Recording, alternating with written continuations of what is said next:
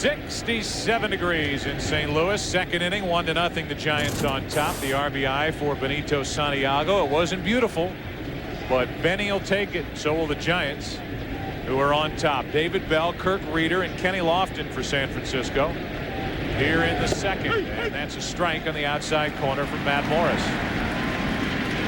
3 walks in the first inning, no strikeouts, and only the infield hit allowed. It's been a while since he's done that.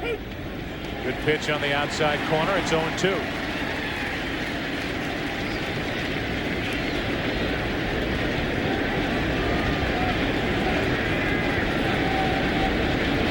David Bell, a former Cardinal, waits and swings and misses. Never got a fastball.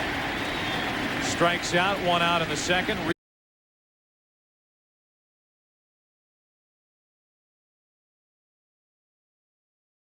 He's got a couple teams on his list. Venice wasn't finished. How did he do it?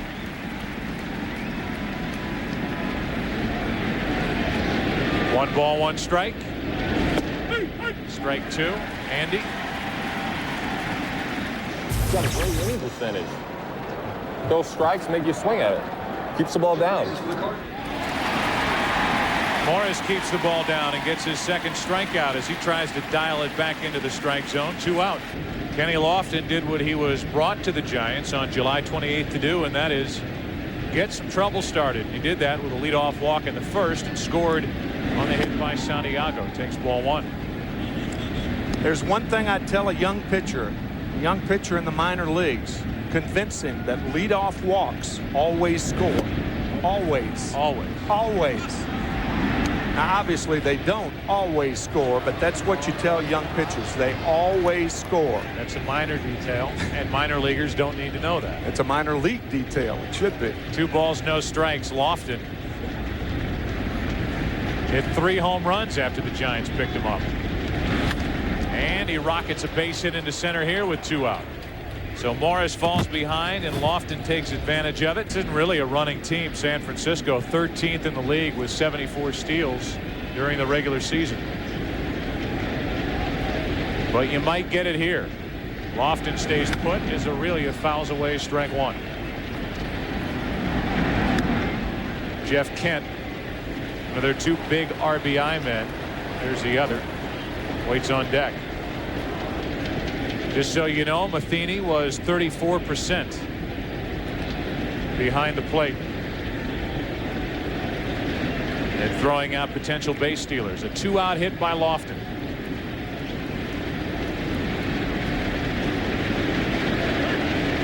And time called. Morris trying to make Lofton wait.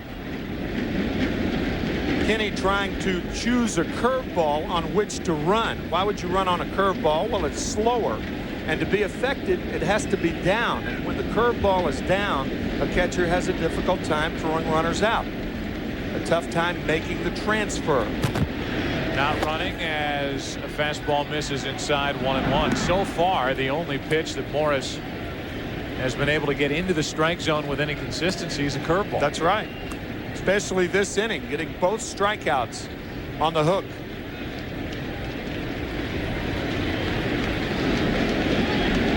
Lofton trying to measure Morris. There's the curveball, and there's strike 2. You can see by the tight rotation of this curveball how difficult it is for right-handed hitters. That left knee of Aurelia buckling on the curve. Morris in a spot to strike out the side. Cardinals in the second will have the bottom 3 in their lineup as Lofton gets a throw. We heard Matt Morris talk to us about what Darryl Kyle taught him with a curveball, and that was really Darryl's pitch. I remember talking to Darryl during spring training this year. I said, are there ever times when you can't get the fastball over and you know no matter what the count you can throw a curve in for a strike? He says it happens to me probably every game. Runner is going. A chance for Matheny. Lofton is safe with a stolen base. Down at second with 2 out. Lofton choosing the easiest pitch on which to throw. Up and away to Aurelia. You can make the transfer easily, but Lofton with too big a break. And even a perfect throw by Matheny doesn't get him. Second stolen base in the postseason for Kenny Lofton. So now we'll see if the Giants can take advantage of it. A 2-out hit, a stolen base, Lofton running, stealing third. Doesn't matter. He's going to score on the base hit to right. 2-0 Giants. Aurelia took a curveball and flipped it into right, and the Giants lead by 2. Fernando. Now Kent could make this a real big inning as he takes ball 1 outside. Lofton has scored both runs for San Francisco.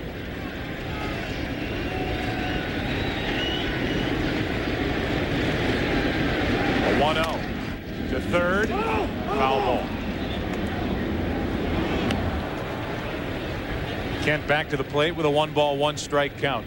Matt Morris clearly pitching to Aurelia with Vina out of position. Vina knew that Lofton was thinking about third, and that's why he moved from here to here, and the ball goes through there. Would he have had a play? I think he at least knocks the ball down, and that would have kept Lofton at third base. So a real mistake right there on Matt Morris by delivering the ball home and not stepping off.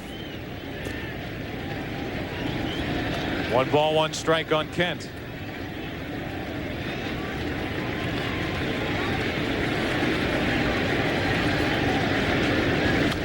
That's foul. And a count 1-2. These two managers are well aware of each other. Johnny B. Baker Jr., Dusty Baker, and Tony La Russa back in 1971 with Atlanta. Tony La Russa got the last spot on the roster, and Dusty Baker was sent back to the minor leagues. Baker actually played for La Russa as Kent gets a base hit to center. And the best situation for the Giants with 2 on, 2 out, and Barry Bonds coming to the plate, pitching to one of the greatest players ever to play baseball. Bonds one after one up and away. That's strike 1. Along with his extraordinary year, the oldest National Leaguer to lead the league in hitting with a .370 average, the one thing that stands out among many, his patience. And Barry unusually was not patient with that high fastball. He went out of the strike zone to swing at it. 2 on, 2 out, the 0-1. I think along the same lines that Kevin Kennedy was thinking when he said before this game, when Tony La Russa said that publicly at the press conference, comparing Bonds to Ted Williams and saying if you're going to hit the ball, you're going to have to go out of the strike zone. Could have been a little mind warfare with Barry Bonds to see if he will chase pitches in this series. No chance to chase that. The count 2-1. Now the one thing that a first and second situation brings to Bonds more than any other situation is that the Cardinals can't put the shift on because the third baseman has to play in his position in case Aurelia decides to swipe third. Bonds into right center field. Edmonds on the run, won't get there. Then he slips. 2 runs are going to score. Bonds is going to turn and head to third. 4-0 San Francisco as Barry Bonds delivers here in the second. And Morris has been up, and it's 4-0 San Francisco in the second. Santiago with an RBI on an infield hit in the first. Line drive base hit into right field, and it's 5-0 Giants. Bonds scores. Santiago's 2 for 2. And a good start for San Francisco in game 1. Morris has already thrown 51 pitches in an inning and 2/3. And JT Snow up there hacking strike 1. So the crowd is officially out of it at the moment as the Giants have put up 4 runs, all with 2 out here in the second. Runner at first, 2 out. Snow takes a breaking ball, ball 1. Mentality of hitters when a pitcher is hung out to dry like that, it's almost chum to a shark, a feeding frenzy. They can't wait to get up to hit. A 1-1. Snow takes strike 2. Morris started this inning by striking out David Bell, then Kirk Reeder. Then a hit by Lofton.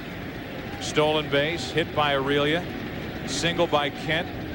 2-run triple by Bonds, and a hit by Santiago. This one is into right field. Another San Francisco hit. Going to third is Santiago. 6 consecutive base hits for the Giants, and it's first and third, 2 out. So now Morris with the 9th man to bat in the inning, Reggie Sanders.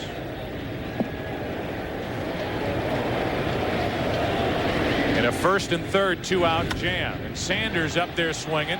Flies one into right center field. Back is Marrero to end the inning. 9 men come to the plate for San Francisco, and the big guy was in the middle of it, Barry Bonds. A 2-out, 2-run triple. 4 runs in the inning, 5-0 Giants.